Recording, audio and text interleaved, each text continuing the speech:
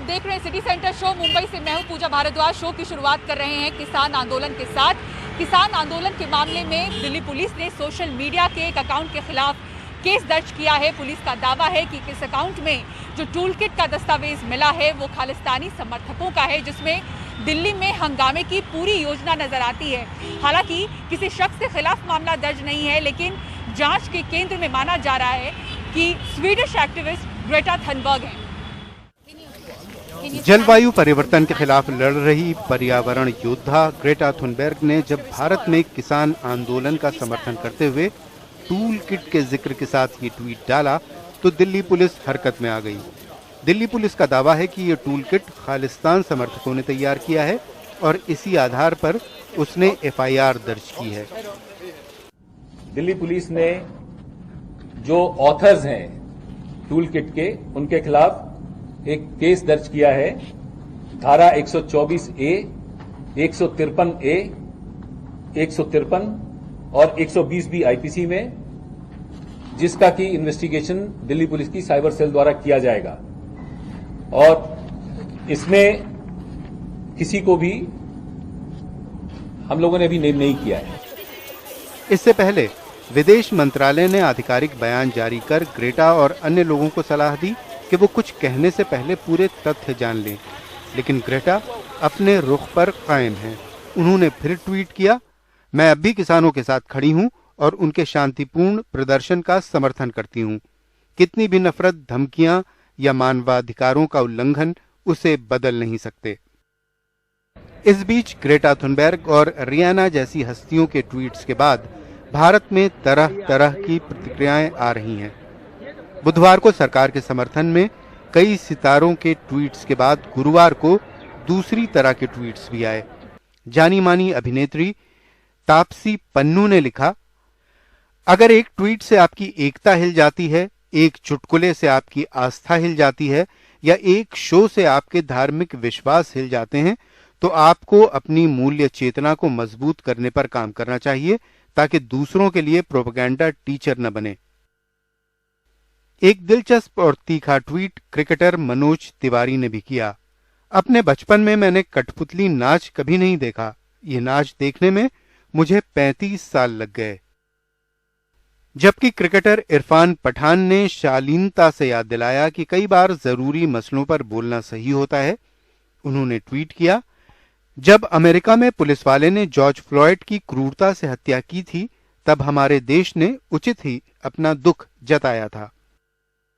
उधर बीजेपी की सांसद मीनाक्षी लेखी ने ग्रेटा थुनबर्ग को नोबेल प्राइज विजेता बता डाला, जबकि वो बस नामांकित हुई हैं।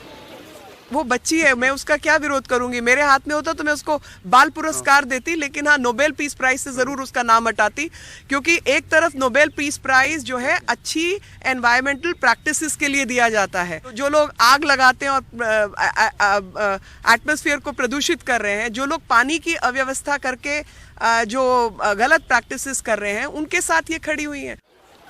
इस ट्विटर युद्ध में कंगना रनौत के कुछ ट्वीट शहीद हो गए। ट्विटर ने उन्हें अनुपयुक्त पाते हुए हटा दिया। हरियाणा के कई जिले और सिंघू बॉर्डर पर बीते 5 दिनों से इंटरनेट बंद है। पुलिस ने कई छोटी सड़कें भी बंद कर दी हैं। इंटरनेट नहीं होने की वजह से हरियाणा और सिंघू बॉर्डर के आसपास जो हजारों बच्चे रह रहे हैं, उनकी परीक्षाएं मिस हो रही हैं। जो नौकरी पेशा लोग हैं वो 10 से 12 किलोमीटर पैदल चलकर खेत के रास्ते नौकरी पर पहुंच रहे हैं। सौरभ शुक्ला की ये ग्राउंड रिपोर्ट देखिए। दिल्ली के सिंघू गांव में रहने वाली काकुल 9वीं में पढ़ती हैं। वो अंग्रेजी के इम्तिहान की तैयारी कर रही हैं, लेकिन उन्हें उम्मीद कम ही है कि वो परीक्षा दे पाएंगी, क्योंकि पिछले 5 दिन से यहाँ इंटरनेट बंद है और उनकी ये वार्षिक परीक्षाएं ऑनलाइन हो रही हैं। इंटरनेट न होने की वजह से पहले ही काकुल संस्कृत की वार्षिक परीक्षा नहीं दे पाई हैं। कौन सी क्लास में पढ़ते हो आप? 9th क्लास में। इंटरनेट नहीं आने से क्या प्रॉब्लम हो रहा है आपको? हमारे पेपर चल रहे थे, हमारा एक पेपर छूट गया संस्कृत का। पेपर छूट गया? हाँ। 7वीं में पढ़ने वाले दक्ष को भी नहीं पता कि पिछले 5 दिनों से स्कूल में क्या पढ़ाई हुई है। क्या प्रॉब्लम हो रही है आपको? सर वो काम नहीं आ रहा, वो पेपर हो रहे थे उनका पता नहीं चल रहा, क्लास नहीं ले पा रहे। इंटरनेट तैयारी से बहुत कुछ हो रहा है, किसी चीज़ का वो नहीं मिलता सोल्यूशन, प्रॉब्लम हो जाती है। और होमवर्क सबमिट कैसे कर रहे हो? होमवर्क सबमिट बता देते हैं फ़ोन करके, मैम हो गया, पर सबमिट नहीं कर पा रहे। यह हाल सिर्फ सिंघू बॉर्डर का नहीं, पूरे हरियाणा के बच्चों का है, जहां सरकार ने 27 जनवरी से इंटरनेट बंद कर रखा है।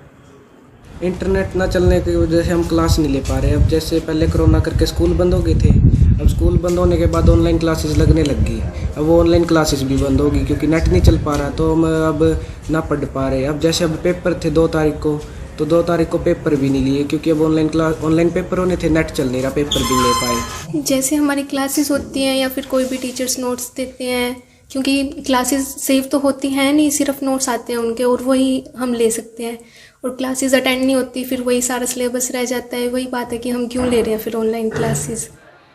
सिंघू बॉर्डर पर पुलिस की किलेबंदी ने हर रोज नौकरी के लिए आने जाने वाले लोगों की मुश्किलें बढ़ा दी हैं।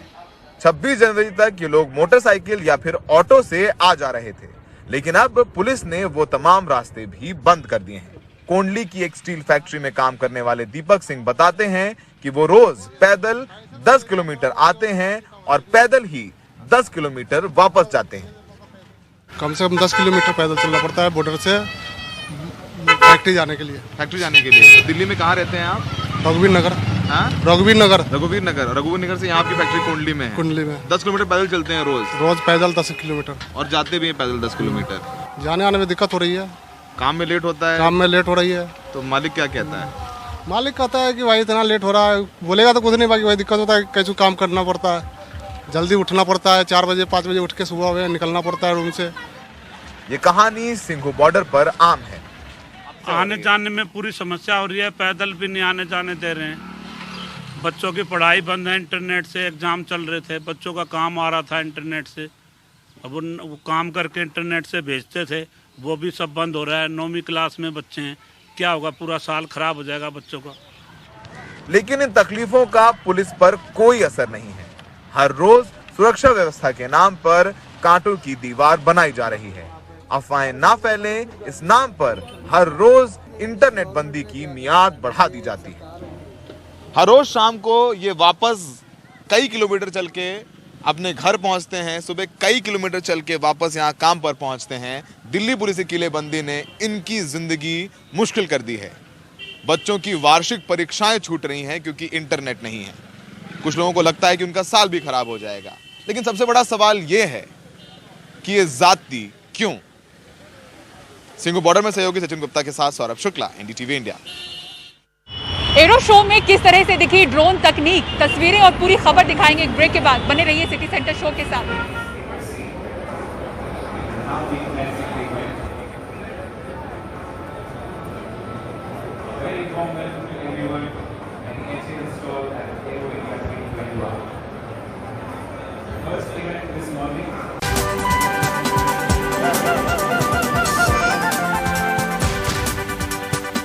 और अब बात एरो शो की करते हैं। ड्रोन तकनीक पर तेजी से काम चल रहा है और इसे किस तरह से हमारी हिफाजत के लिए तैयार किया गया है, ये दिखा एरो इंडिया शो में। निहाल किदवई की इस रिपोर्ट में देखिए।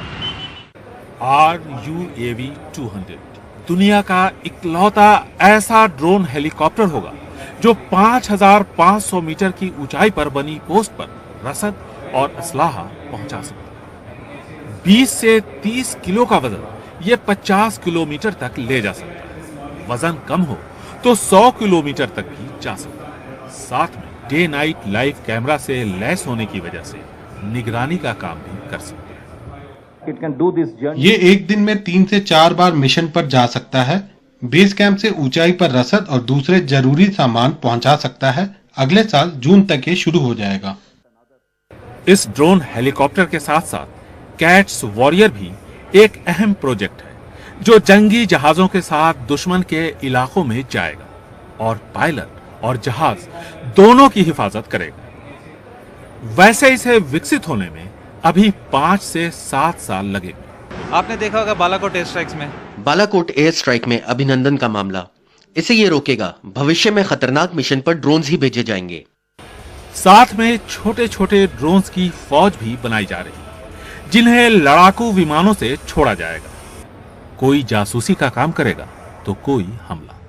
सीमा पार से भविष्य में मिलने वाली चुनौतियों को ध्यान में रखकर इन ड्रोन्स को तैयार किया गया है।